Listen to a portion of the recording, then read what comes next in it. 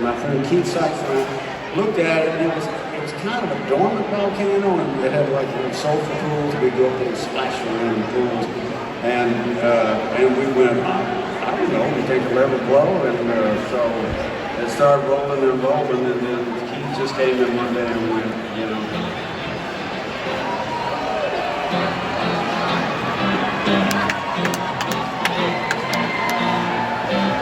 And I said, I don't know, I don't know, I don't know where I'm gonna go, the volcano. Well, it did.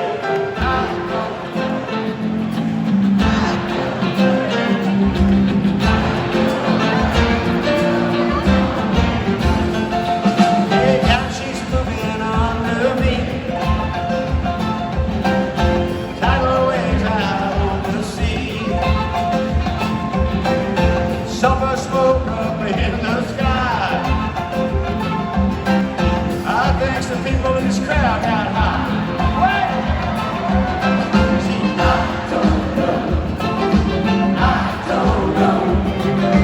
I don't know. My girlfriend, please said to me, James, you better watch your feet.